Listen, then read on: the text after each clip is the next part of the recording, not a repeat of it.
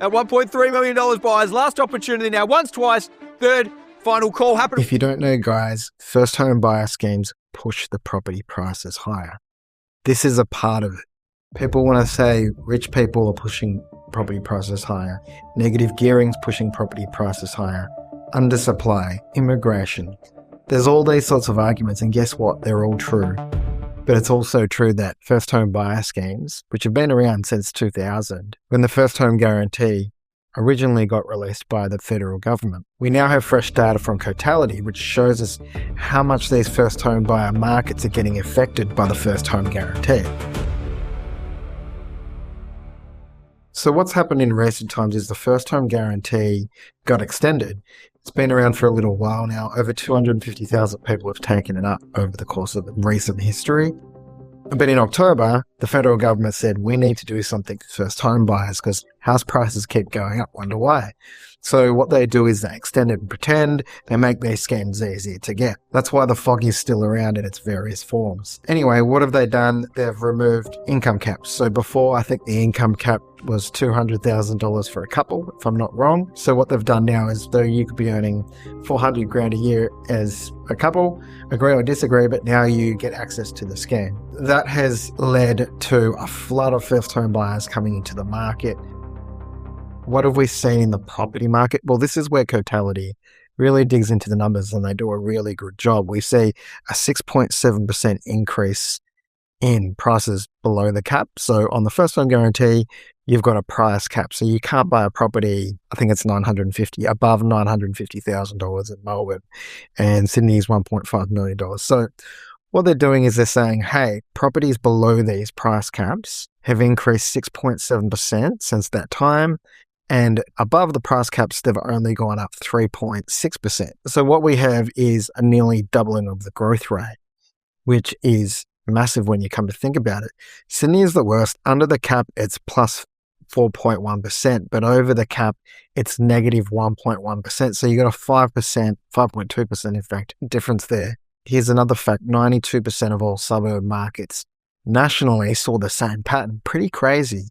Supply plus demand, more buyers in one segment means prices go up in that segment. So it's pretty clear cut. So how do we read between the lines here? Because first home buyers, they have stuff coming from everywhere, all sorts of different stuff in the media, saying things are going to crash, saying things are going to boom. You got the FOMO, you got parents saying you should wait, you've got a well-meaning friend or relative saying this is what you should do.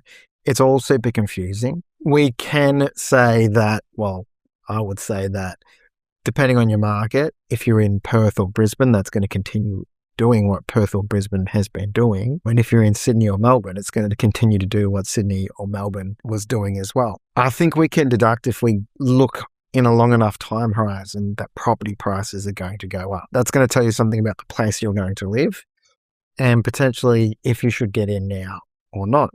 I've got my own opinions on that, and you can see that on other videos that I've created on the channel. Keep in mind, I'm a mortgage broker, so I have a level of bias. I also have a level of expertise in the area as well. The pool of suburbs is shrinking. As of September 2025, 48.6% of suburbs were below the caps. Now, March 2026, 39.5%. So we can see the acceleration of property prices expressed in those terms there. That's pretty crazy. In Perth, only 11.6% of suburbs still qualify, and that was 33 in September. Investors are now 40% of mortgage demand.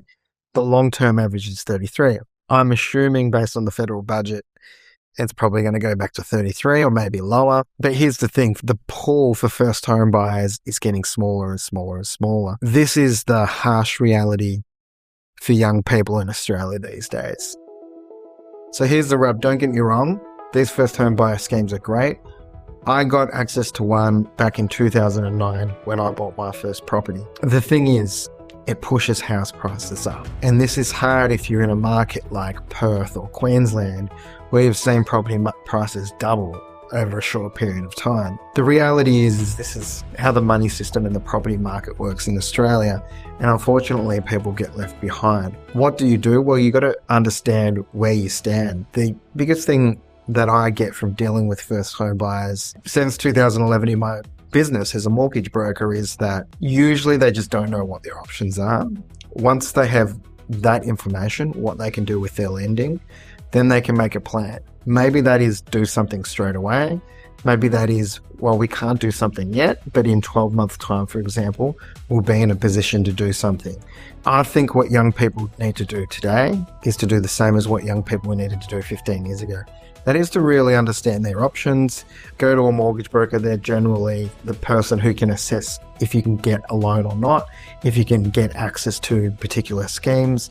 Australia-wide, if you look state by state, including stamp duty concessions, last time I checked, there were over 20 different schemes available. So your mortgage broker is the person to be able to do all that for you. If you need one, you can use me. Happy to answer your questions, guys. If you want to know more information on the 5% deposit scheme, I have a video. I'll link it on in the end screen here. Cheers.